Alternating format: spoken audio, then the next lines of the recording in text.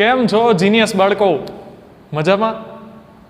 તો આજે પાછા ભેગા થયા છીએ ફિઝિક્સનો એક નવો લેક્ચર લઈને, ચેપ્ટર નંબર 2 એકમ અને માપન માટે. તો લાસ્ટ લેક્ચરમાં આપણે ઘણા બધા ઉદાહરણ સોલ્વ કર્યા હતા, જેમાં આપણે દ્રષ્ટિ સ્થાન ભેદની રીતનો ઉપયોગ કર્યો હતો. અને આપણે વાત કરી હતી ખૂબ જ નાના, સૌથી છેલ્લા ટોપિકમાં આપણે જે વાત કરી હતી ખૂબ જ નાના અંતરોને માપવા માટેની રીત છે એની વાત કરી હતી, બરોબર? એમાં એક પદ્ધતિ જોઈ હતી આપણે, ઓલિક એસિડનું એક આણ્વીય સ્તર બનાવવું ના તે, બરોબર? જે આપણે કીધું હતું કે એટલું બધું ઇમ્પોર્ટન્ટ નથી. તો હવે એનાથી આગળ વધશું અને સિક્વન્સમાં આવે છે ઉદાહરણ નંબર 2.5. તો હવે ઉદાહરણ નંબર 2.5 શું કહે છે પહેલા એ સમજી લઈએ. તો એની રકમ કંઈક આવી છે કે જો ન્યુક્લિયસનું પરિમાણ જે 10⁻15 મીટરથી 10⁻14 મીટરના વિસ્તારનું છે, તેને વધારીને એક તીક્ષ્ણ પિનની અણીના જેટલું કરવામાં આવે, એટલે એનું પરિમાણ છે એ મોટું કરવામાં આવે, એનો આકાર મોટો કરવામાં આવે, તો પરમાણુનું અંદાજિત પરિમાણ શું હોઈ શકે? પિનની અણીનો વિસ્તાર 10⁻5 મીટરથી 10⁻4 મીટરના ક્રમનો ધારો, બરોબર? હવે આવું આપણે કરવાનું છે. તો તમારે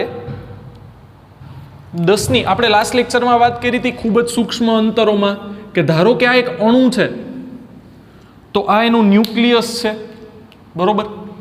અણુની ત્રિજ્યા આપણે કેટલી કીધી હતી? તો કે અણુની ત્રિજ્યા, અણી નહીં પણ અણુની ત્રિજ્યા એની રેન્જ હશે 10⁻10 મીટર. યાદ આવતા હે? અણુની વાત થાય છે. હવે એની અંદરના ન્યુક્લિયસની વાત કરીએ, આ નનકુડું એવું જે ન્યુક્લિયસ છે, એ ન્યુક્લિયસની ત્રિજ્યા છે એ કયા રેન્જની હશે?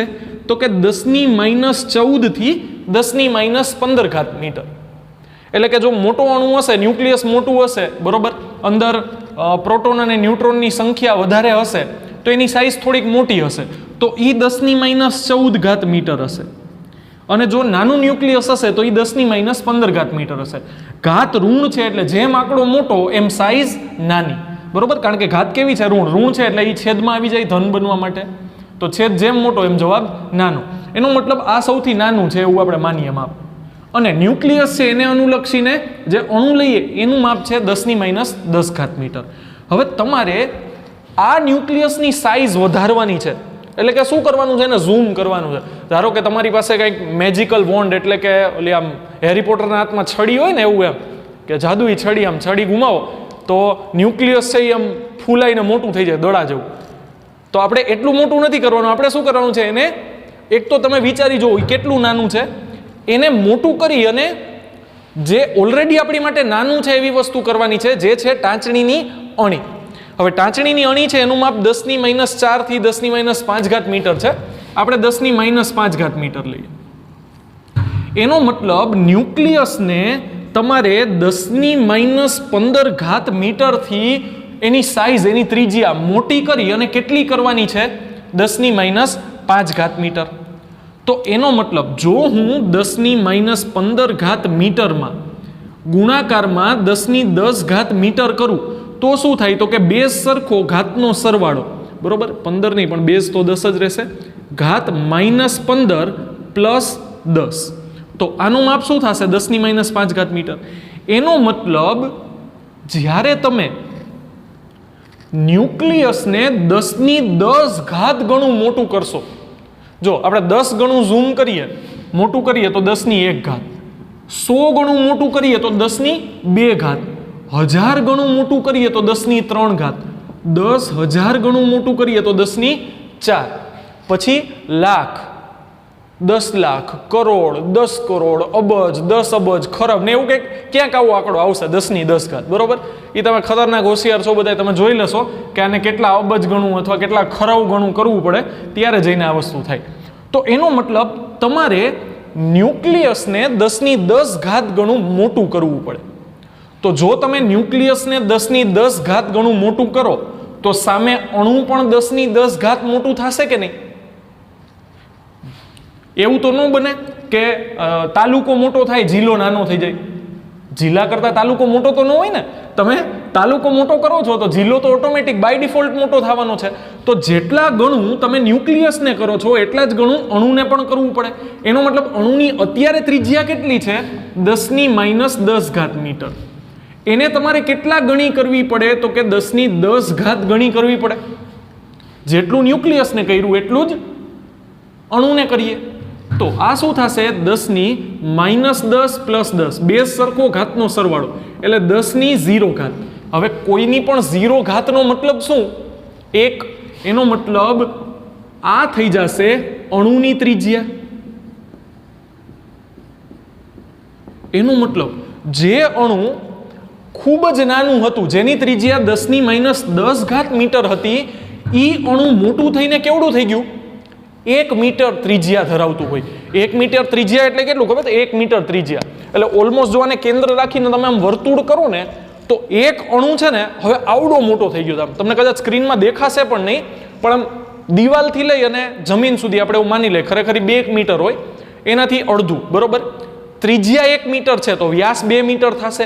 એનો મતલબ આખા અણુની તમે વાત કરો ને તો આખું અણુ રૂમ જેટલું મોટું થઈ જશે. એટલે કે 2 મીટર, જમીનથી 2 મીટર ઊંચું. અને એનું ન્યુક્લિયસ કેવડું હશે ખબર છે? એના કેન્દ્રમાં 100ની અણી જેટલું. વિચાર કરી જુઓ તમે, અણુ કેવડું મોટું થાય આખા રૂમમાં. 2 મીટર જેનો વ્યાસ હોય. બરોબર?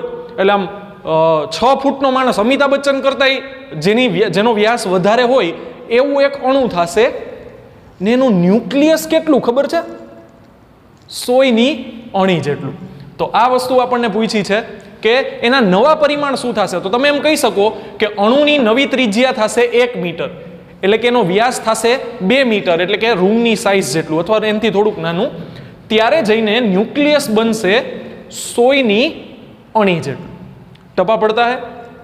તો બસ એકદમ સિમ્પલ જ છે, આવું જ કરવાનું છે, નવું કાંઈમાં છે નહીં. તમે શું કરો છો? ન્યુક્લિયસને મોટું કરો છો. કેટલા ગણું મોટું કરો છો? જો એની રેન્જ છે 10⁻15 મીટર છે. આપણે એને વધારીને કરવાનું છે 10⁻5, તો એમાં એને 10⁻10 વડે ગુણવા પડે. તો ન્યુક્લિયસને 10⁻10 વડે ગુણો તો અણુને પણ 10⁻10 વડે ગુણવા પડે. તો એ થઈ જશે 1 મીટર. આ 10 ડિગ્રી નથી હો, 10⁻0 છે.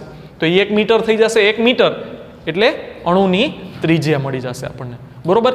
તો તમારી જ ભાષામાં સિમ્પલ. હવે તો તમારી પાસે લીથો છે, એટલે લીથોમાં આ વસ્તુનું એક્સપ્લેનેશન આપેલું જ છે.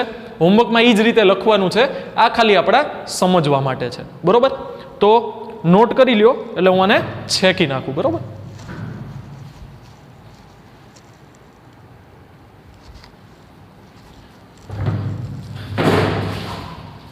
ઓહ, તવાતબી થઈ ગઈ.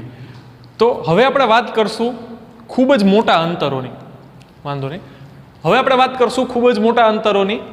તો ખૂબ જ મોટા અંતરોમાં હવે ધારો કે કોઈ છોકરાનું બહુ મોટું નામ હોય, બરોબર, તો આપણે એને શોર્ટ એન્ડ સ્વીટ કંઈક નામ આપી દઈએ. આમ જયદીપ મોટું નામ હોય તો એને જેડી કહી દઈએ. બરોબર? ઓલું આમ તમે મૂવી જોતા હોય તો સાંભળ્યું હશે, ઓલું ચિન્ના સ્વામી, મુત્તુ સ્વામી, વેણુગોપાલ અય્યર, એવડું મોટું નામ હોય તો એને ખાલી અય્યર કહે. એટલે મજાકની વાત છે. એટલે આવી રીતે ખૂબ મોટા અંતર હોય. ધારો કે હવે દર વખતે 10⁻11, 10⁻12, 10⁻15 એવા મોટા મોટા અંતર આવે એટલે આપણે શું કરવું પડે? 10ની પાછળ 11 વખત 0 લગાડવા પડે. અને ધારો કે એને ગુણ્યા 2.435 કંઈક હોય તો એટલો મોટો આંકડો દર વખતે લખવા કરતા આપણે શું કરશું? એને એક નવો એકમ આપી દેશું. જો એટલું મોટું અંતર હોય તો આપણે એને એક નવું નામ જ આપી દઈએ. જે ખૂબ મોટું અંતર છે તો એને આપણે એક નવું નામ આપી દઈએ. જેમ કેમ કે આપણે 1 મીટરનો 1000મો ભાગ કરીએ તો એ 1 મિલીમીટર આપણે નામ આપી દઈએ છીએ. બરોબર? તો એ જ રીતે આપણે ખૂબ નાના અંતરોને અને ખૂબ મોટા અંતરોને કંઈક નામ આપી દેશું. હવે એ નામ અને એની સાથે સંકળાયેલી વ્યાખ્યા શું છે એ આપણે સમજીએ, જે ખૂબ મોટા અંતરોની વાત થાય. હવે એમાં સૌથી પહેલું છે એક એસ્ટ્રોનોમિકલ યુનિટ. હવે એક એસ્ટ્રોનોમિકલ યુનિટની વ્યાખ્યા આપણે લખવી હોય તો આપણે એમ કહી શકીએ કે એક એસ્ટ્રોનોમિકલ યુનિટ એટલે પૃથ્વીથી સૂર્ય વચ્ચેનું સરેરાશ અંતર અથવા પૃથ્વીની સૂર્યની આસપાસ પરિભ્રમણ કરવાની સરેરાશ ત્રિજ્યા. કારણ કે પૃથ્વી કોને પરિભ્રમણ કરે છે? તો કે સૂર્યને. હવે તમને એમ થતું હશે કે એ તો વર્તુળાકાર પથ ઉપર ગતિ કરે છે, તો વર્તુળની ત્રિજ્યા તો બધે સરખી જ હોય, તો સરેરાશ ત્રિજ્યા આવો શબ્દ ક્યાંથી આવ્યો? તો એનું કારણ એ છે કે જો તમે એવું માનતા હોય કે અહીંયા કેન્દ્ર ઉપર સૂર્ય છે અને પૃથ્વી છે એ આ રીતે એનું પરિભ્રમણ કરે છે અને આ અંતર એના ભ્રમણાક્ષની ત્રિજ્યા, ભ્રમણ અક્ષ એટલે ભ્રમણની અક્ષ એની ત્રિજ્યા, આવા ક્યાંક હેવી શબ્દ વાપરેલા હોય તો એનો મતલબ આ જ થશે. તો એ ત્રિજ્યા તો અચળ જ રહેવી જોઈએ, બરોબર.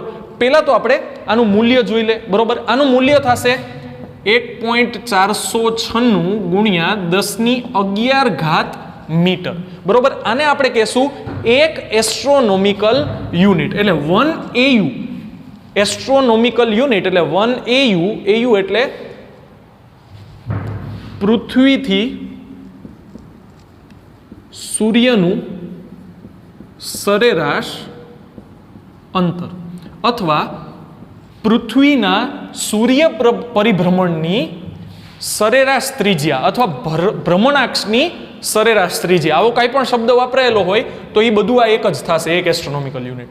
હવે ખરેખર આ પૃથ્વી છે એ સૂર્યની જે પરિભ્રમણ કરે છે એ આમ નથી કરતી, એનો જે ગતિપથ છે એ કંઈક આવો છે. સૂર્ય છે અહીંયા ક્યાંક છે, પૃથ્વી છે એ આ રીતે પરિભ્રમણ કરે છે. આવું આપણે 8મા ચેપ્ટરમાં આવશે, ગુરુત્વાકર્ષણ ચેપ્ટર આવશે ત્યારે બધું આવશે, બરોબર. તો આ રીતે પરિભ્રમણ કરે છે તો તમે જોઈ શકો છો એમ કે અત્યારે પૃથ્વી સૂર્યથી નજીક છે અને બીજી બાજુ જુઓ તો સૂર્યથી એનું અંતર વધારે છે,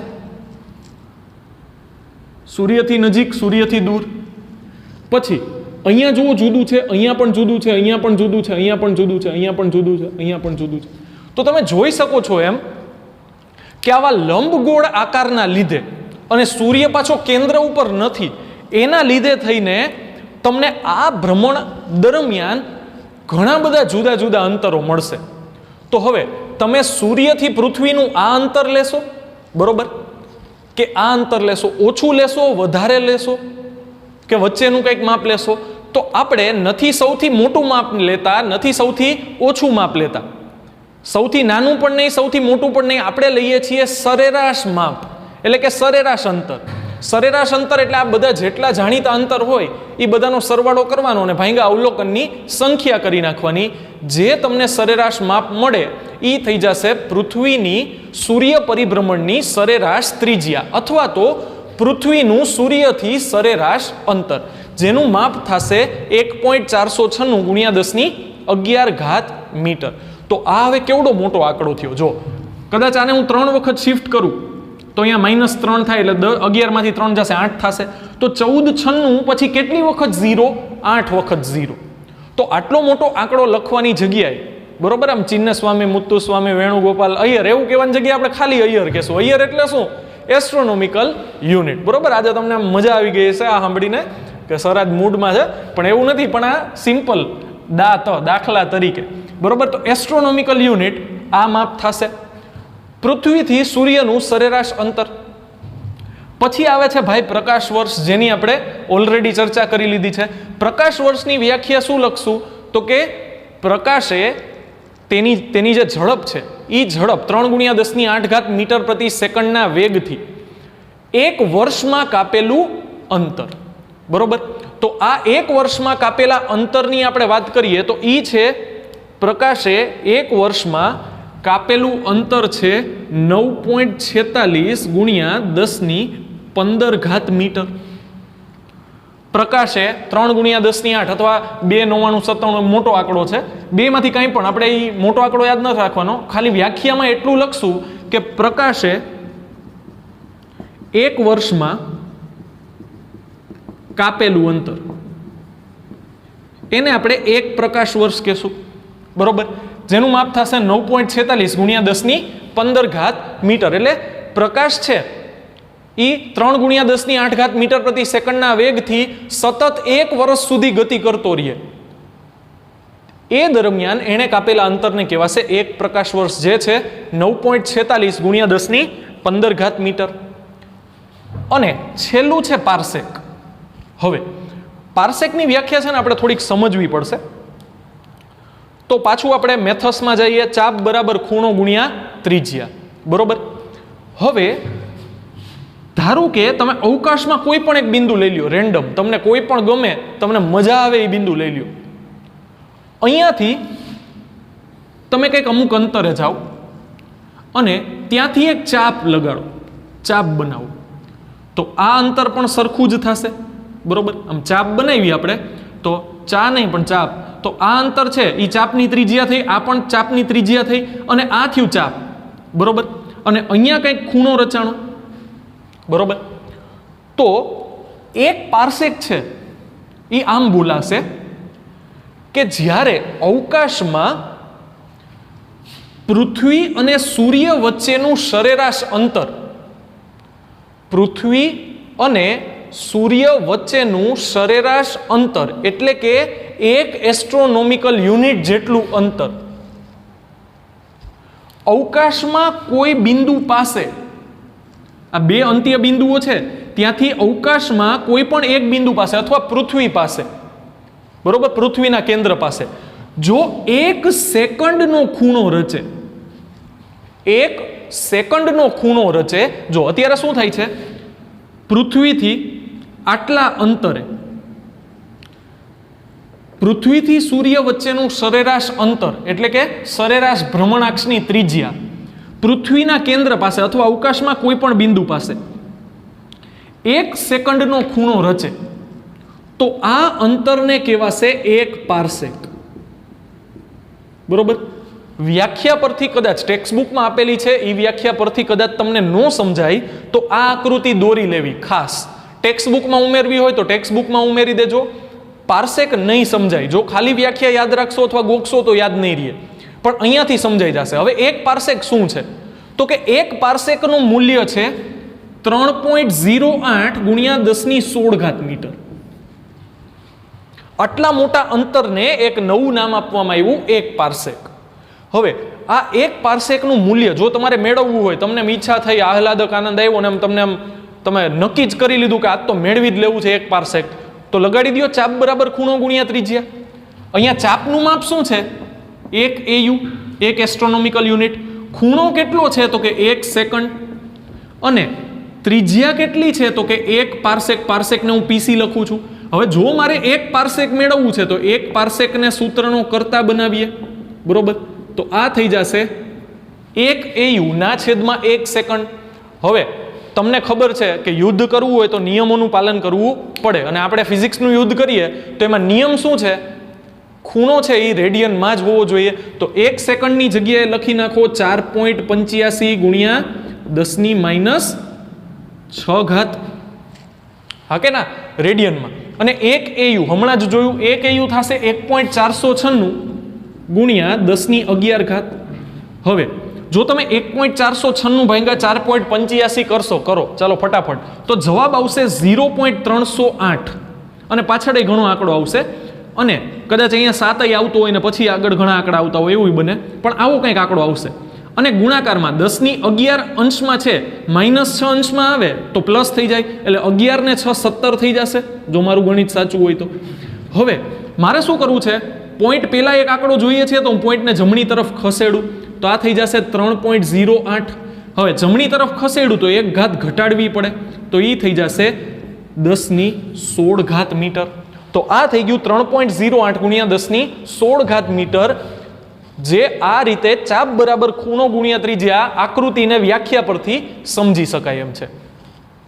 પૃથ્વીના કેન્દ્ર પાસે અથવા અવકાશમાં કોઈ પણ બિંદુ પાસે પૃથ્વી અને સૂર્ય વચ્ચેના સરેરાશ અંતરે જે તે બિંદુ અથવા પૃથ્વીના કેન્દ્ર પાસે જો 1 સેકન્ડનો ખૂણો રચતું હોય તો એ અંતરને 1 પાર્સેક કહેવાશે. એટલે આ પણ 1 પાર્સેક થયું, આ પણ 1 પાર્સેક થયું. ચાપ બરાબર ખૂણો ગુણ્યા ત્રિજ્યા.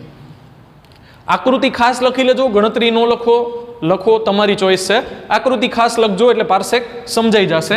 હવે આ મૂલ્ય યાદ રાખવા કે ન રાખવા, તો કે આ મૂલ્ય યાદ રાખવા પડશે, આપણને ખાલી જગ્યામાં અથવા MCQમાં પૂછાઈ શકે, બરોબર. કદાચ મૂલ્ય ન પૂછાય ને એમ પૂછે કે આપેલ પૈકી એકમોમાંથી કયો એકમ સૌથી મોટો છે, તમને એમ પૂછે કે 1 પ્રકાશ વર્ષ, 1 એસ્ટ્રોનોમિકલ યુનિટ કે પછી 1 પાર્સેક, બરોબર. તો તમે જોઈ શકો છો એમ પાર્સેક સૌથી મોટું છે, ઘાત ઉપરથી યાદ રાખવાનું. અહીંયા કેટલી છે? 10⁻11 ઘાત. કોણ આવે સૌથી પહેલા? Astronomical unit. પછી કોણ આવે? તો કે પ્રકાશ વર્ષ. કેટલી ઘાત? 10⁻15 ઘાત. પછી કોણ આવે? 1 પાર્સેક. કેટલી ઘાત? 10⁻16 ઘાત. બરોબર. તો હવે આ ખૂબ જ મોટા અંતરોની વાત થઈ. જો ખૂબ જ નાના અંતરોની વાત કરીએ તો એમાં તો બહુ સિમ્પલ છે. એક ફર્મી 1 FM બરાબર થશે 10⁻15 ઘાત મીટર. અને 1 એંગસ્ટ્રોમ,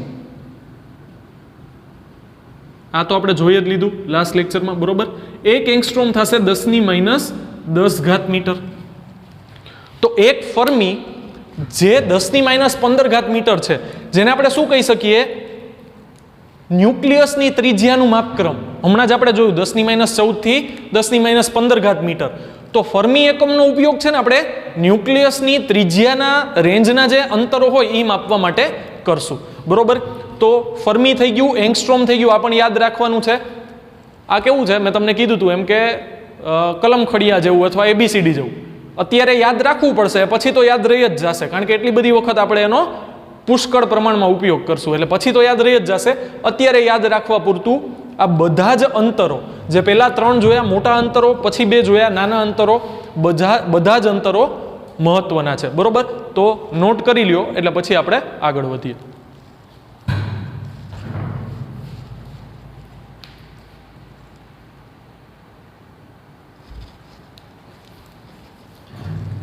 ચાલો આપણે અંતરોમાંથી આગળ વધીને હવે આપણે જઈએ દળ તરફ.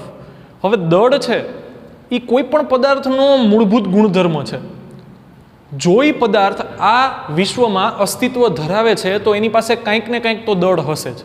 પછી તમે એ ન્યુક્લિયસની વાત કરો, એટલે કે ન્યુક્લિયસમાં રહેલા પ્રોટોનની વાત કરો, ઇલેક્ટ્રોનની વાત કરો કક્ષામાં પરિભ્રમણ કરતા, અથવા બહુ મોટા મોટા પહાડથી લઈને કોઈ પણ વસ્તુનું તમે આખા બ્રહ્માંડની વાત કરો, બધા પાસે કંઈક ને કંઈક તો દળ હશે જ. બરોબર. ગમે એટલો સૂક્ષ્મ કણ પણ શું કામે ન હોય. તો આ દળને માપવા માટે, હવે મોટા દળ માપવા માટે આપણી પાસે કિલોગ્રામ છે. એનાથી ઓછું હોય તો આપણે ગ્રામમાં માપીએ છીએ, એનાથી ઓછા મિલીગ્રામમાં પણ માપીએ છીએ. બરોબર. આમ તમે સોનું લેવા જાઓ તો આપણે ગ્રામમાં, પછી ગ્રામ, પછી પોઈન્ટ, પછી કંઈક આંકડા હોય એને આપણે મિલીગ્રામ કહીએ છીએ.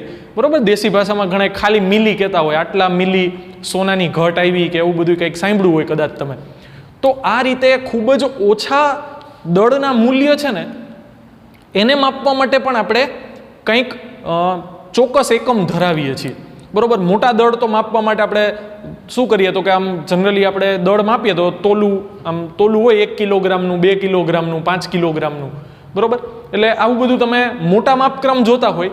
હવે નાના માપક્રમની વાત કરીએ તો નાનામાં નાના માપક્રમની વાત કરીએ તો જેમ આપણે કીધું એમ કે અંતર માટે 1 ફર્મી જોયું તમે 10⁻15 ઘાત મીટર. તો એ જ રીતે જો તમે ખૂબ જ સૂક્ષ્મ કણોની વાત કરો, પ્રોટોનના દળની વાત કરો, તો પ્રોટોનનું દળ છે ને એ લગભગ આટલું હોય છે 1.66 અથવા 67 ગુણ્યા 10⁻27 અથવા 26 ઘાત કેજી. આટલા સૂક્ષ્મ માપક્રમ હોય છે. બરોબર. 27 એક્ઝેક્ટ વાત કરીએ તો 10⁻27 ઘાત કેજી. હવે આ છે ને 66 અથવા 67 ની વાત કરીએ તો અહીંયા આપણે વાત કરીએ છીએ એક પ્રોટોનના દળની. તો આ ખૂબ જ નાનું દળ છે ને, તો આને આપણે દર વખતે આની નજીકના દળ હશે ને તો આપણે એને, મેં તમને કીધું એમ કે આટલી મોટી ઘાત ન લખવી હોય તો આપણે એને નવું નામ આપી દઈએ. તો આને નવું નામ આપી દઈએ તો આ થઈ જશે યુનિફાઈડ એટોમિક માસ યુનિટ. બરોબર. હવે આની સંજ્ઞા છે સ્મોલ યુ. તો સ્મોલ યુ બરાબર થશે, અથવા 1 સ્મોલ યુ કહીએ તો એનો મતલબ થાય કે એ છે 1.66 ગુણ્યા 10⁻27 ઘાત કિલોગ્રામ. તો આટલા ખૂબ જ નાના મૂલ્યની વાત કરીએ તો એ આ પ્રોટોનનું દળ છે. આગળ જતા તમે ભણશો. અત્યારે આને આપણે યાદ કેમ રાખવાનું છે તો કે એક unified atomic mass unit 1 you બરાબર થશે 1.66 ગુણ્યા 10⁻27 ઘાત કિલોગ્રામ. બરોબર. તો આગળ જતા આપણને ખબર પડશે કે આ જ શું છે તો કે આ જ પ્રોટોનનું દળ છે. હવે ઇલેક્ટ્રોનના દળની વાત કરીએ તો એ કંઈક આવું હોય છે 9.1 ગુણ્યા 10⁻ 31 ઘાત કિલોગ્રામ. હવે આ 9.1 છે, આને તમે ઓલમોસ્ટ 10 ધારો તો આ થશે 10 ગુણ્યા 10 ની -31, એટલે આ 10 ની 1 થાય, -31 + 1 એટલે આ 10 ની 30. તો અત્યાર સુધી આપણને ખબર છે એ નાનામાં નાના, જો માઇનસ આવશે આગળ, -31 + 1. તો નાનામાં નાના કણની વાત કરીએ તો એનું દળ કયા રેન્જનું છે? તો કે 10 ની -30 ઘાત કિલોગ્રામ. અને આખા બ્રહ્માંડની તમે વાત કરો, અવલોકિત વિશ્વ, આવો એક ભારી ભરખમ શબ્દ વપરાયેલો છે. અવલોકિત વિશ્વ એટલે અત્યાર સુધી આપણે જેટલી વસ્તુ મેળવી શક્યા, શોધી શક્યા છીએ અવકાશમાં, એ બધાનું દળ તમે કરો ને તો એ કઈ રેન્જનું આવે? તો કે 10 ની 55 ઘાત કિલોગ્રામ. હવે તમને સરસ મજાના અંતરના માપનમાં ટેબલ આપ્યું છે, કોષ્ટક આપ્યું છે, પછી દળના માપનમાં કોષ્ટક આપ્યું છે, સમયના માપનમાં કોષ્ટક આપ્યું છે. એ કઈ કોષ્ટક આપણે યાદ રાખવાના નથી, આપણે એની રેન્જ યાદ રાખવાની છે. તો કે નાનામાં નાનું જ્ઞાત કણ છે ઇલેક્ટ્રોન, એનું દળ તો કે કયા રેન્જનું હોય છે? 10 ની -30 કિલોગ્રામનું. અવલોકિત વિશ્વનું દળ કઈ રેન્જનું હોય છે? તો કે 10 ની 55 ઘાત કિલોગ્રામના રેન્જનું. બરોબર. તો સૌથી નાનામાં નાનું અને સૌથી મોટામાં મોટું આપણે સૌથી સારી રીતે યાદ રાખવું હોય તો આ જ બે વસ્તુ યાદ રાખવાની છે. સૌથી વધારે કોણ છે, સૌથી ઓછું કોણ છે. એ જ રીતે અંતરની વાત કરીએ તો અંતરમાં આપણે જોયું કે ન્યુક્લિયસની ત્રિજ્યા કેટલી? સૌથી ઓછી, 10 ની -15 ઘાત મીટર. અને જો તમે વાત કરો અવલોકિત વિશ્વની પરિસીમા, એટલે કે તમે અત્યાર સુધી વૈજ્ઞાનિકો જેટલું બ્રહ્માંડ મેળવી શક્યા છે ને, શોધી શક્યા છે ને, એની પરિસીમા, એનો છેડો, જ્ઞાત વિશ્વનો છેડો, એનું તમે અંતર માપો તો એ થશે 10 ની 26 ઘાત મીટર. એ કેટલું થશે? 10 ની 26 ઘાત મીટર. તો હવે જો કોઈ તમને એમ પૂછે કે વિશ્વમાં જ્ઞાત સૌથી ઓછા અને સૌથી વધારે બે અંતરો થાય, એક સૌથી ઓછા, એક સૌથી વધારે, એનો ગુણોત્તર મેળવો, અથવા સૌથી વધારે ને સૌથી ઓછાનો ગુણોત્તર મેળવો, તો સૌથી વધારે કોણ? તો કે અવલોકિત જે વિશ્વ છે એની પરિસીમા ત્યાં સુધીનું અંતર 10 ની +26, અને સૌથી ઓછું એનો ગુણોત્તર એટલે 10 ની -15 ઘાત મીટર. તો 10 ની -15 અંશમાં જાય તો કેટલા થશે? 26 + 15 એટલે 10 ની 41 ઘાત થશે. ગુણોત્તર છે એટલે એકમ તો કેન્સલ થઈ ગયું હોય, બરોબર. અહીંયા મીટર નો ઠોકી બેસાડતા, બરોબર. ત્યાં મીટર નહીં આવે, ગુણોત્તર લઈ લીધો, મીટર કેન્સલ થઈ ગયા. એવું જ આમાં કયો તો શું થશે? તો કે 10 ની 55 ના છેદમાં 10 ની -30, -30 અંશમાં જાય તો શું થાય? તો કે +30 થઈ જશે. 55 + 30, ચાલો કેટલું થાય? 85. તો આ છે એ ઓલમોસ્ટ સાચો જવાબ નથી, પણ 41 વર્ગ જેવું છે કે નહીં? 41 વર્ગ 82 થશે, બરોબર, કારણ કે 41 ગુણ્યા 2 થશે, ઘાતની ઉપર ઘાત છે. તો એની નજીકનો કંઈક આવો જવાબ છે, બરોબર. તો ખૂબ જ સૂક્ષ્મ દળ માપવા માટે યુનિફાઈડ એટોમિક માસ યુનિટ આવો એક એકમ વપરાય છે. એના પછી આવે છે સમયનું માપન. ક્યાં લખવું? અહીંયા જ લખું, કારણ કે બહુ એમાં આપણે વાત નથી કરવાની. સમયનું માપન એટલે સમજાઈ ગયું, કોષ્ટક યાદ નથી રાખવાનું, આખું કોષ્ટક યાદ રાખવાનું નથી. સૌથી મોટી કિંમત, સૌથી નાની કિંમત એટલી યાદ રાખવાની. ને કદાચ એવું શક્ય બને કે ખાલી જગ્યામાં કે MCQમાં એનો ગુણોત્તર પૂછાય. હવે ગુણોત્તર બે રીતે પૂછાઈ શકે, સૌથી ઓછું ના છેદમાં સૌથી વધારે, તો આ જ જવાબ માઇનસ આવશે, કારણ કે -30 અંશમાં +55 છેદમાં, +55 અંશમાં આવે તો માઇનસ, તો જવાબ -85 થાય. અને જો વધારે અને ઓછાનું પૂછે તો આ જ જવાબ સાચો આવે. એવું જ થઈ શકે અંતરમાં, અને એવું જ થશે સમયમાં. હવે સમયના માપનની વાત કરીએ તો સમયના માપન માટે આપણી પાસે હોય છે ઘડિયાળ. હા કે નામ? ટક ટક ટક ચાલુ જ હોય. તો આપણે 1 સેકન્ડ જોઈએ, 1 મિનિટ જોઈએ, 1 કલાક જોઈએ તો આપણને ખબર છે કે સેકન્ડ કાંટો આખું પરિભ્રમણ પૂરું કરશે તો એ 1 મિનિટ થશે, બરોબર. પછી પાછું એવો મિનિટ કાંટો આખું પરિભ્રમણ પૂરું કરશે તો 1 કલાક થશે. તો આવું આપણી પાસે સમય માપવાનું સાધન તો છે, પણ હવે એ પણ આધારિત છે, ધારો કે એના મિકેનિઝમમાં કંઈક પ્રોબ્લેમ આવી જાય, બરોબર. તમારી જે ઘડિયાળ છે એના મશીનમાં કંઈક પ્રોબ્લેમ આવી ગયો, તો શક્ય છે કે એ ઝડપથી ફરવા માંડે અથવા ધીમી ફરે, બરોબર. કાંટાની વાત કરીએ તો એ ધીમા ફરે, અંદરના મશીનરીમાં ગેરમાં કાંઈ પ્રોબ્લેમ આવી ગયો, તો ઘણા બધા પ્રોબ્લેમ આવી શકે. તો જો તમારે સાચો સમય મેળવવાની જરૂર પડે, શું છે કાંઈ નથી, તો સાચો સમય મેળવવાની જરૂર પડે તો તમે ક્યાં જાશો? તો કે એની માટે આપણી પાસે છે સીઝિયમ ક્લોક, અથવા તો જેને એટોમિક ક્લોક કહેવાય છે. હવે એના માટે થઈને તમને છે ને એક આંકડો આપ્યો છે કે સીઝિયમના દોલનો એ જ્યારે 9 અબજ 19 કરોડ એવો કંઈક બહુ મોટો આંકડો આપ્યો છે. તમને ખબર છે ગોખણપટ્ટી તો આપણે કરતા જ નથી કોઈ દિવસ, એટલે એ મોટો આંકડો ગોખવાની જરૂર નથી, કારણ કે વ્યાખ્યા આપણને નહીં પૂછાય. તો 1 સેકન્ડની વ્યાખ્યા આવી કંઈક છે કે એ કંઈક 9 અબજ 19 કરોડ એટલા દોલનો પૂરા કરે એટલા સમયગાળાને 1 સેકન્ડ કહેવાશે. હવે તમે વિચાર કરો, 1 દોલન એટલે શું? તો કે દોલન આપણે આને કહીએ છીએ, આમ ધન મહત્તમ જાય, ઋણ મહત્તમ આવે, પાછું તટસ્થ અવસ્થામાં આવે, બરોબર. એટલે લોલકની વાત કરો તો લોલક અહીંયાથી શરૂ કરે, સામે તરફ જાય, પાછું મૂળ અવસ્થામાં આવે એટલે 1 દોલન કહેવાય. હવે ધારો કે એ લોલક છે એ બહુ ઝડપથી ગતિ કરે છે, બહુ ઝડપથી. તો જો અત્યારે એવું શક્ય છે કે હું આમ કરતો હોય તો 1 સેકન્ડમાં એવું બને કે મારી આંગળી છે એ 4-5 વખત દોલન પૂરું કરે. હવે વિચાર કરો, જે સીઝિયમ અણુ છે જે દોલનો પૂરા કરે કેટલા, 9 અબજ 19 કરોડ કાંઈક ને કાંઈક, એટલા દોલનો પૂરા કરી લઈએ એટલા સમયને 1 સેકન્ડ કહેવાય છે. હવે વિચાર કરો તમે કે એ કેટલું ઝડપથી દોલન કરતું હશે, આપણને ખબર જ ન પડે. તો એ કંઈક આંકડો છે જે આપણે યાદ રાખવાની જરૂર નથી, બરોબર. એટલે આપણે ખાલી યાદ રાખવાનું કે સમયને માપવા માટે, ચકાસવા માટે આપણે એટોમિક ક્લોકનો ઉપયોગ કરીએ છીએ, બરોબર. હવે આ જેટલી બધી સ્ટાન્ડર્ડ વસ્તુ છે ને એ બધી જ વસ્તુ આપણે નેશનલ ફિઝિક્સ લેબોરેટરી એમાં પ્રમાણ ધારો કે તમારી પાસે વજન કાંટો હોય, વજન્યું હોય 1 કિલોગ્રામ, તો ભાઈ 1 કિલોગ્રામ સાચું છે કે નહીં કેમ ખબર પડે? તમે એની સામે તો શાકભાજી માપી શકો કે આ 1 કિલો ટમેટા છે કે નહીં, કે આમ કે તેમ. હવે ધારો કે ઘસારો લાગ્યો અને સમય જતા ધારો કે એ ઘસાઈ ગયું, તો ભાઈ 1 કિલોગ્રામ છે કે નહીં એને ચેક કેમ કરવાનું? તો એને આપણે એક સ્ટાન્ડર્ડ સાથે કમ્પેર કરવાનું. તો આવા જે સ્ટાન્ડર્ડ છે ને એ પ્રયોગશાળામાં રાખવામાં આવે, અને ઇન્ડિયામાં એ પ્રયોગશાળા જે નેશનલ ફિઝિક્સ લેબોરેટરી છે એમાં રાખવામાં આવે છે, અને એની સાથે આપણે મેચ કરીએ. અને આખા વર્ષમાં એમાં કંઈક 3 માઇક્રો સેકન્ડનો ફેરફાર પણ નથી થતો.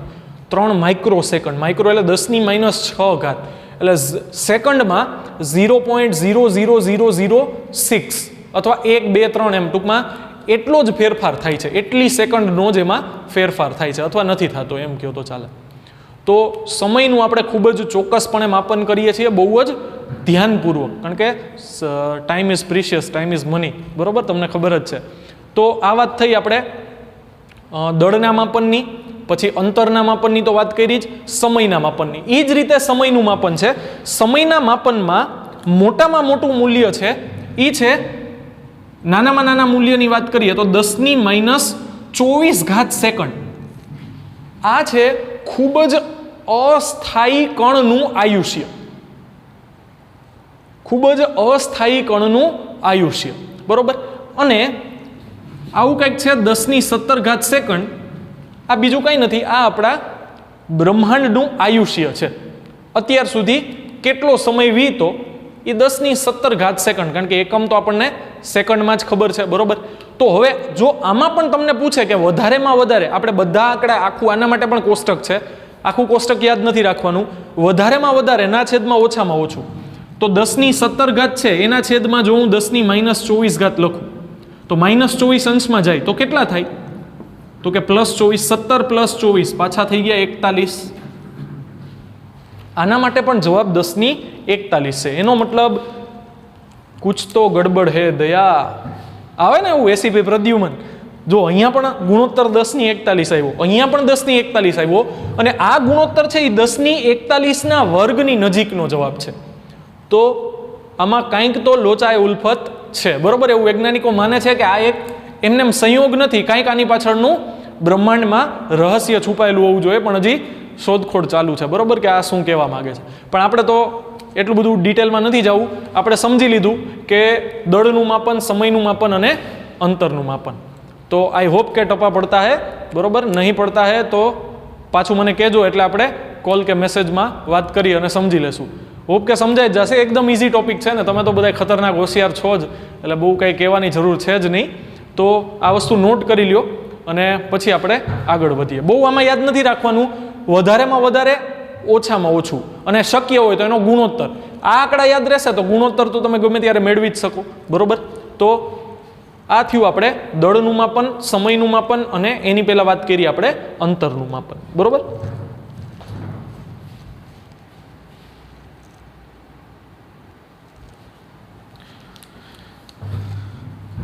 તો એના પછીનો આપણો ટોપિક છે કે માપન જે આપણે કરીએ છીએ એ માપનમાં ચોકસાઈ, સચોટતા અને ત્રુટિ.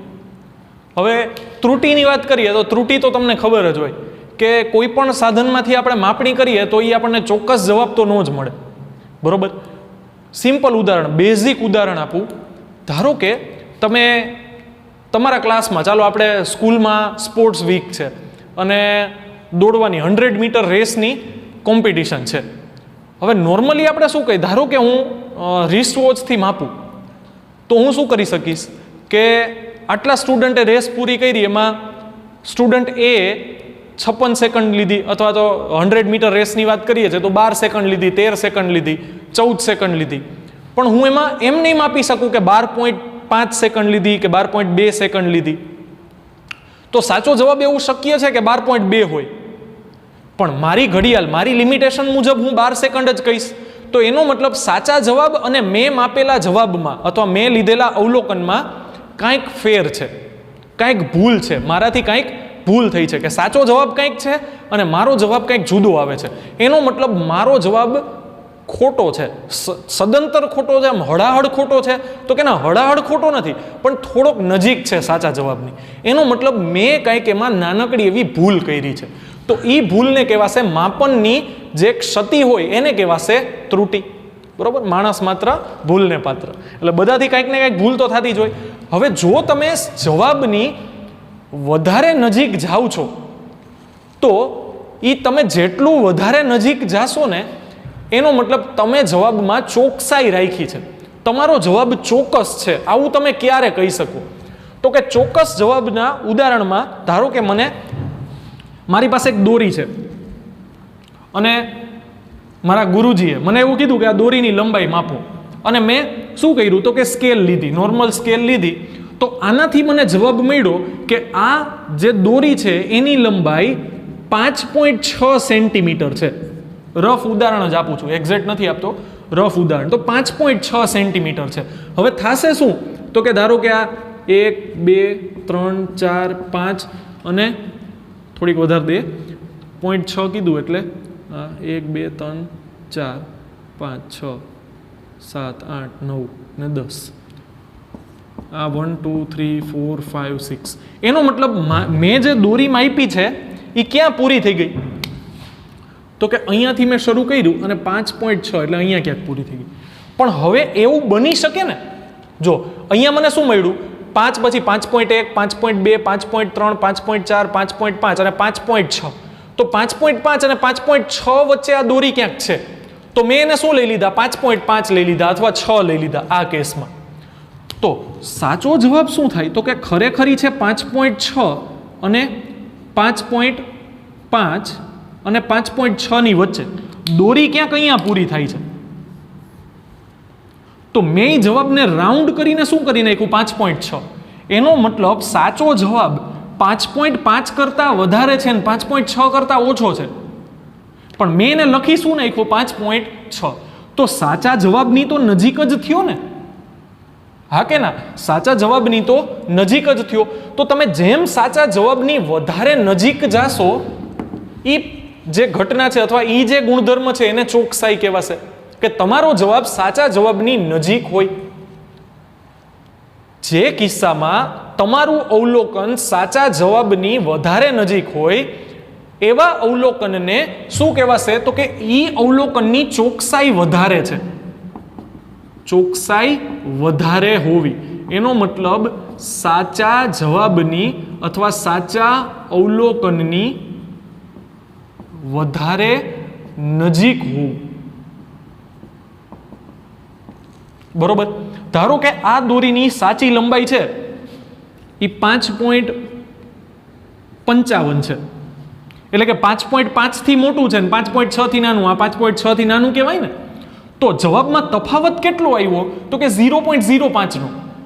તો જવાબની એકદમ નજીક છું હું, તો એનો મતલબ કે આ દાખલાની અથવા આ અવલોકનની ચોકસાઈ વધારે છે. હવે સચોટતા ક્યારે વધારે કહેવાય? તો ધારો કે આ જ દોરીની લંબાઈ હું વર્નિયર કેલિપર્સથી માપું. હવે તમને યાદ હોય તો વર્નિયર કેલિપર શું કરતું હતું તો કે આ 1 મિલીમીટર હોય ને 5.5 અને 5.6 એના પણ કેટલા ભાગ કરતું હતું તો કે એના પણ એ 10 ભાગ કરતું હતું. હવે ધારો કે જે આ દોરો પૂરો થાય છે એ અહીંયા પૂરો થાય છે, જે પહેલા મને ખબર નહોતી પડતી, પહેલા હું એમ કહેતો હતો કે 5.5 અને 5.6 ની વચ્ચે છે, 5.5 અને 5.6 ની વચ્ચે છે. હવે મેં શું કર્યું, એ 1 mm હતું ને એના 10 ટુકડા કર્યા તો મને એક્ઝેક્ટ જવાબ મળશે, બરોબર. પણ ધારો કે મેં આ વસ્તુનું માપન કર્યું, બરોબર, વર્નિયર કેલિપર્સનો ઉપયોગ કર્યો જેની વિભેદન શક્તિ સારી છે, બરોબર. જો શબ્દ અહીંયા ટેકવી દઉં છું, વિભેદન શક્તિ. વિભેદન શક્તિ, વિભેદન એટલે શું? ભેદવું, બરોબર. ભેદવું એટલે આપણે અર્જુને લક્ષ્ય ભેદી નાખ્યું, બરોબર, આપણે એવું કહીએ ને. હવે ધારો કે લાકડાનો બહુ મોટો જાડો બ્લોક છે ને એમાં આપણે તીર મારીએ તો કેટલું અંદર ઘૂસ્યું છે, બરોબર. એટલે વિભેદન એટલે કેટલા નજીક ગયા છો, હજી અંદર ગયા છો, તો એની વિભેદન શક્તિ સારી છે, બરોબર. એનો મતલબ આમાંથી તમે નાનામાં નાનું માપ શું લઈ શકો? 1 mm. આમાં તમે શું લઈ શકો? 1 mm નો 10મો ભાગ. જો આ 1 mm છે, મોટું કરીને બતાવ્યું છે, એનો 10મો ભાગ તમે માપી શકો. એનો મતલબ આની વિભેદન શક્તિ સારી છે. તો જો તમે વધારે વિભેદન શક્તિવાળા યંત્રનો અથવા સાધનનો ઉપયોગ કરી અને જવાબ મેળવો, અને ધારો કે તમને આ જ દોરીનો જવાબ મળે છે 5.45 સેન્ટીમીટર, તો જો અહીંયા જે જવાબ મેં આપ્યો એ જવાબમાં પોઈન્ટ પછી કેટલા આંકડા છે? એક જ આંકડો છે. અહીંયા પોઈન્ટ પછી કેટલા આંકડા છે? 2 આંકડા છે. ટપા પડતા હે? અહીંયા પોઈન્ટ પછી કેટલા આંકડા છે? 1 આંકડા. એનો મતલબ આની વિભેદન શક્તિ ઓછી છે. અહીંયા પોઈન્ટ પછી કેટલા આંકડા છે? 2 આંકડા છે. એનો મતલબ આ જવાબ વધુ સચોટ છે. આ જવાબની સચોટતા વધુ સારી છે. સમજાય છે? જો સાચા જવાબથી આ કેટલો દૂર છે તો કે સાચો જવાબ કેટલો? 5.55. આપણો જવાબ કેટલો તો કે 5.6. તો તફાવત કેટલો આવશે? 0.05. સાચા જવાબની આ વધારે નજીક છે, કારણ કે અહીંયા સાચો જવાબ કેટલો છે તો કે 5.55. જો હું વાત કરું, જો એકમ તો સરખા જોવા જોઈએ, 1 મીટરમાં 1 સેન્ટીમીટરમાં ન હાલે, બે એકમ તો સરખા જોવા જોઈએ. તો આના જવાબમાં ફેર કેટલો છે? 0.1 સેન્ટીમીટરનો. આના જવાબમાં કેટલો ફેર છે? 0.05 સેન્ટીમીટરનો. એનો મતલબ સાચા જવાબની આ વધારે નજીક છે, તો આ જવાબ વધુ ચોક્કસ છે. આમાં વિભેદન શક્તિ વધારે સારી છે. આપણે વધારે પોઈન્ટ પછી વધારે આંકડામાં જવાબ આપીએ છીએ, તો આ જવાબની સચોટતા વધુ સારી કહેવાય. ધારો કે હજી હું આવો કોઈ જવાબ આપું 5.348 સેન્ટીમીટર, તો આની સચોટતા આ જવાબ કરતાંય સારી કહેવાય, કારણ કે પોઈન્ટ પછી કેટલા આંકડામાં જવાબ આપ્યો છે મેં? 3 આંકડામાં. તો આની સચોટતા હજી સારી છે. આમાં આપણે એ જોવાનું નહીં કે એ જવાબ સાચા જવાબની કેટલો નજીક છે. આમાં આપણે એ જોવાનું કે પોઈન્ટ પછી કેટલા આંકડામાં જવાબ આપેલો છે. તો આ છે વધુ સચોટ અને આ છે વધુ ચોક્કસ. તો અવલોકન હશે એમાં આપણને એવું પૂછી શકે કે ચોકસાઈ કોને કહેવાય, સચોટતા કોને કહેવાય? તો ચોકસાઈ એટલે સાચા જવાબની વધારે નજીક જવાબ હોય એ જવાબ વધારે ચોક્કસ કહેવાય. અને વધારે વિભેદન શક્તિવાળા સાધનનો ઉપયોગ કરી અને આ રીતે પોઈન્ટ પછી વધારે આંકડામાં જવાબ આપેલો હોય તો એ જવાબને વધુ સચોટ જવાબ કહેવાશે. તો એ કહેવાશે એની સચોટતા, આ કહેવાશે એની ચોકસાઈ. અને ત્રુટિ તો આપણા બધાથી થતી જ હોય છે. ચાલુ લેક્ચરે મારાથી પણ બોલવામાં ત્રુટિ થઈ શકે, બરોબર. એટલે ત્રુટિનો મતલબ કે સાચા જવાબથી આપણે થોડાક દૂર રહી જઈએ. અને ત્રુટિના ઘણા બધા પ્રકાર હોય છે. માણસથી ત્રુટિ થઈ શકે, તમે જે સાધન માપો છો એમાં કંઈક ત્રુટિ હોઈ શકે, આજુબાજુના વાતાવરણના લીધે ત્રુટિ ઉત્પન્ન થઈ શકે, બરોબર. તમે જે અવલોકન કરતા હોય એ અવલોકન કરવાની તમારી પદ્ધતિ ખોટી હોઈ શકે. તો તમે જે અવલોકન કરો છો ને એનો જવાબ સાચા જવાબથી જુદો આવે છે, એના ઘણા બધા કારણો હોઈ શકે. અને આ જે કારણો છે બરોબર, એ જુદી જુદી ત્રુટિ તરીકે વખણાય છે અથવા ઓળખાય છે. તો એની વાત કરશું આપણે નેક્સ્ટ લેક્ચરમાં. બરોબર, તો આજના લેક્ચરમાં અહીંયા સુધી રાખીએ. તો આ વસ્તુ નોટ કરી લ્યો, કોને કહેવાશે વધારે ચોક્કસ, કોને કહેવાશે વધારે સચોટ. બરોબર, તો પછી તમારા ફેવરેટ સેગમેન્ટ તરફ જઈએ, ખાલી નોટ કરી લ્યો. બરોબર,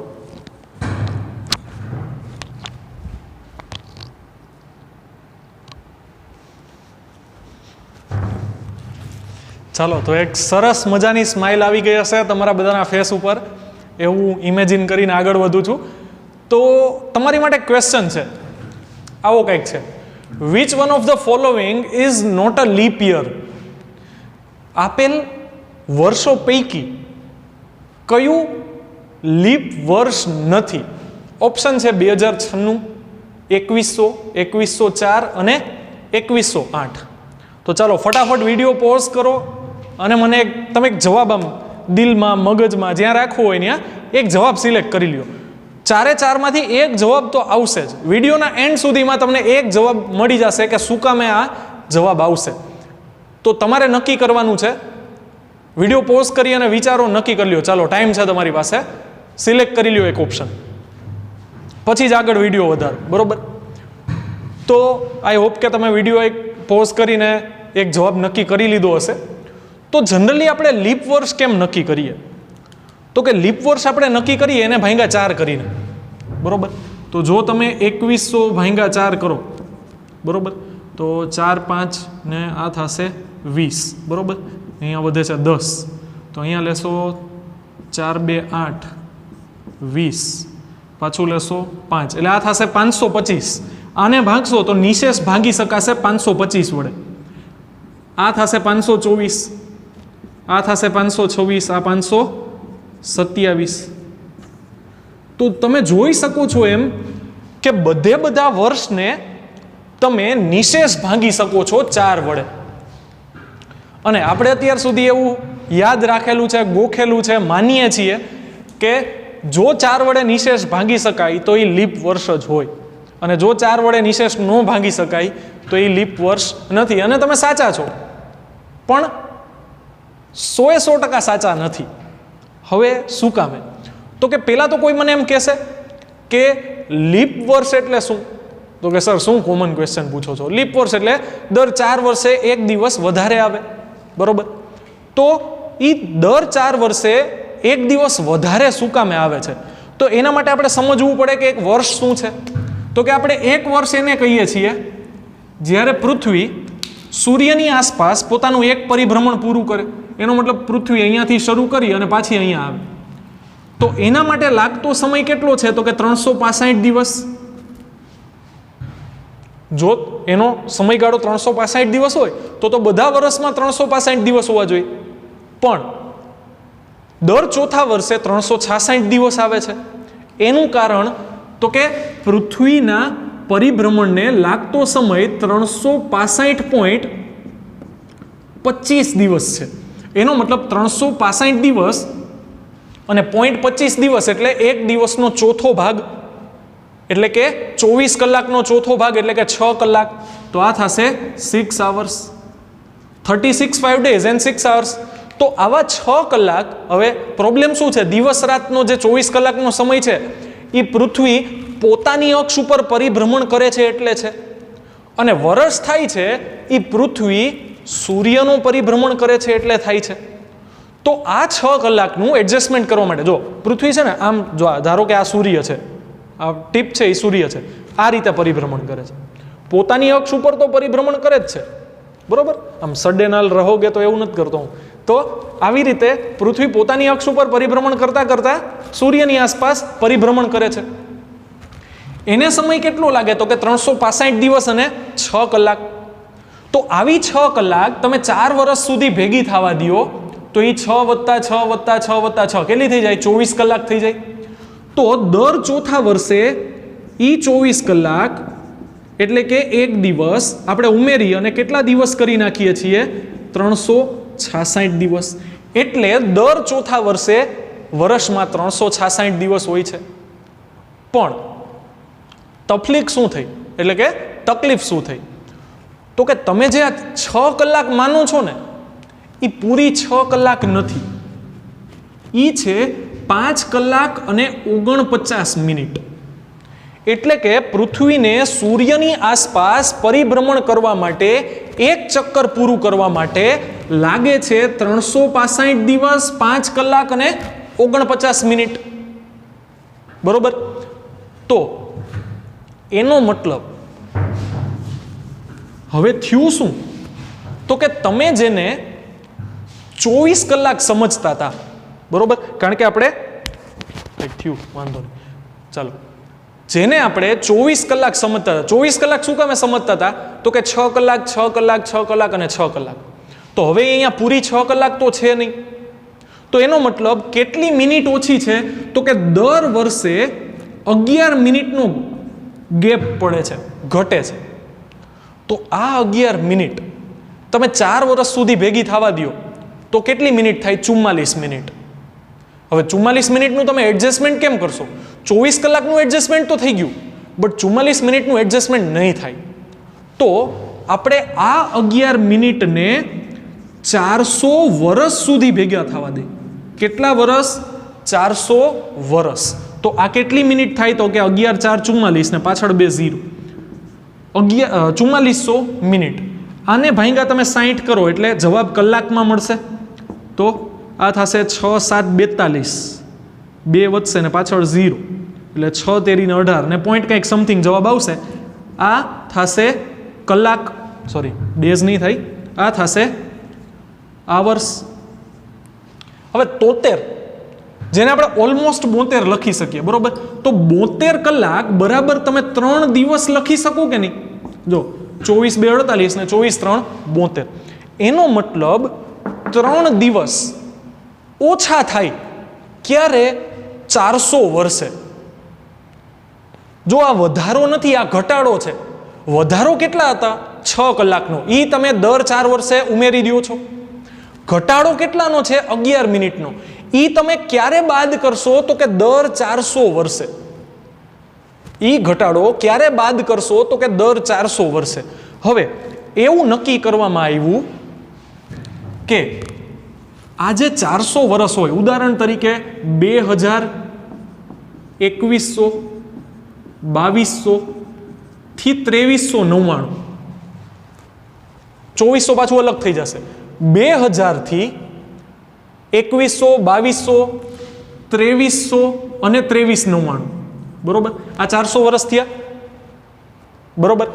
આ 400 વર્ષમાં આપણે 3 દિવસ એવા સિલેક્ટ કરવાના જે સિક્વન્સમાં દર 4 વર્ષે લીપ યર આવે છે એમ સિક્વન્સમાં આવશે, પણ આપણે એને એક વધારાનો દિવસ આપશું નહીં. શું કામે? તો કે આપણે ટોટલ તમારી પાસે કેટલા દિવસ થાય? તો કે ટોટલ જો તમે ગણો ને તો જે આ તમને 6 કલાક પ્રમાણે તમે ગણો છો ને 400 વર્ષ માટે, તો દર 4 વર્ષે એક દિવસ, એનો મતલબ તમારી પાસે વધારાના 100 દિવસ હશે. જો પૃથ્વી 365 દિવસને 6 કલાકે પોતાનો સમય પરિભ્રમણનો પૂરો કરે તો, પણ તમારી પાસે 6 કલાક પૂરી નથી, 5 કલાક 49 મિનિટ છે. તો એનો મતલબ આ 3 દિવસ આ 100 દિવસમાંથી ઘટશે. તો તમે એ 3 દિવસ કાપશો ક્યાં ખબર છે? સદીના વર્ષમાં. સદીનું વર્ષ કયું? 2100, 2200 અને 2300. એનો મતલબ આ જે આંકડાઓ છે 2100, 2200, 2300 સદીના વર્ષ, એ 4 વડે નિશેષ ભાંગી શકાય છે, છતાં એ લીપ વર્ષ નથી. એટલે એનામાં કેટલા દિવસો હશે? તો કે આ બધા વર્ષમાં 365 દિવસો જ હશે. હવે પાછું નવા 400 વર્ષ ચાલુ થાય, એટલે કે 2400, 2500, 2600, 2700 અને 2799, આ પાછા 400 વર્ષ થયા. તો આમાં શું કરવાનું? 2500, 2600 અને 2700 એને એક એક દિવસ એક્સ્ટ્રા આપવાનો નહીં. તો 2000 લીપ યર છે, 2400 લીપ યર હશે, પણ વચ્ચે આવતા 21, 22, 2300 લીપ યર નહીં હોય. તો આમાંથી આપણો જવાબ કોણ થશે? તો કે 2096 છે, 2104 છે, 2108 છે, પણ 2100 નથી. એનો મતલબ જો તમને આવો પ્રશ્ન પૂછાય કે આપેલા પૈકીમાંથી કયું લીપ વર્ષ નથી, તો એનો જવાબ આવશે 2100. ટપા પડતા હે? તો હવે લીપ વર્ષ ગણતરી કરવા માટેના એક નહીં પણ 2 નિયમ યાદ રાખવાના. આમ થઈ ગયું ભૂલથી, પણ આમ 2 નિયમ યાદ રાખવાના. શું કરવાનું? તો કે જે સદીના વર્ષ હોય ને, સદીના વર્ષ, એને 400 વડે નિશેષ ભંગાવવા જોઈએ. જો 21 ભાંગ્યા 4 નિશેષ નહીં ભાંગી શકાય, પણ 2000 ભાંગ્યા 400 થશે, 20 ભાંગ્યા 4 5, પછી 2400 ભાંગ્યા 400 પણ થશે, પણ 2200 ભાંગ્યા 400 નહીં થાય, 2300 ભાંગ્યા 400 નહીં થાય, નિશેષ નહીં થાય. ટપા પડતા હે? તો કોઈ પણ નોર્મલ વર્ષ આવતું હોય એ લીપ યર છે કે નહીં એ નક્કી કરવા માટે તમારે શું કરવાનું? એને 4 વડે ભાંગવાની ટ્રાય કરવાની, નિશેષ ભંગાઈ જાય તો એ લીપ યર. પણ જ્યાં સદીના વર્ષ આવે છે, એટલે કે છેલ્લા 2 0 આવે છે, એના માટે તમારે શું કરવાનું? એને 400 વડે ભાંગવાના. અને આ નોર્મલ પ્રશ્ન નથી, આપણી જે યુપીએસસીની એક્ઝામ લેવાય છે ને, આઈએએસ આઈપીએસ માટેની, એમાં પૂછાયેલો પ્રશ્ન છે. અને એમાં જો તમારી પાસે આવું ઇનડેપ્થ નોલેજ હોય તો જ તમે જવાબ સાચો લખી શકો. બાકી તો તમને એમ થાય કે પ્રશ્ન ખોટો છે. ભાઈ, પ્રશ્ન ખોટો નથી, આપણી પાસે માહિતી અપૂરતી છે, નોલેજ ઓછું છે. બરોબર? તો જો આપણી પાસે ઇનડેપ્થ નોલેજ હશે તો આપણે કહી શકીએ કે 2100 છે એ લીપ વર્ષ નથી. તો આઈ હોપ કે તમને આ નવી વાતમાં મજા આવી હશે. હોમવર્કમાં તમારે આજે કાંઈ જ નથી કરવાનું, એમ કહો તો ચાલશે. એક ઉદાહરણ છે, એ 5મું ઉદાહરણ ગણવાનું છે. બાકી થિયરીમાં કંઈ પણ આપણે લખવાનું નથી. લખવાનું શું છે? તો કે એક પ્રકાશ વર્ષ, એક ફર્મી, એક એસ્ટ્રોનોમિકલ યુનિટ, એક એંગસ્ટ્રોમ, પછી એક પાર્સેક, પાર્સેકની આકૃતિ દોરી, વ્યાખ્યા ખાસ લખવાની.